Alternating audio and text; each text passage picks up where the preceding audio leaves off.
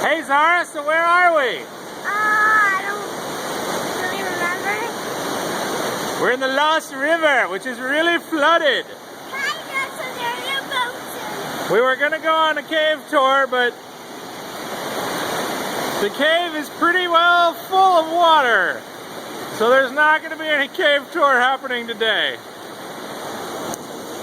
I guess when we come to places like this, we should look and see what the flooding schedule looks like.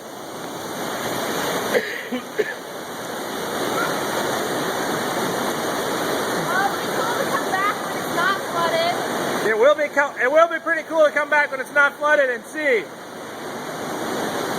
You think so, Maxwell? I don't think we're getting in a boat today. Look at that. You can't even see where the water goes. It just flows and flows and flows. While we were walking on the back today because we were hiking, I was the only one who saw the snake that looked like a blue lizard, but it wasn't. It was just like a really long snake, and I was the only one who saw it.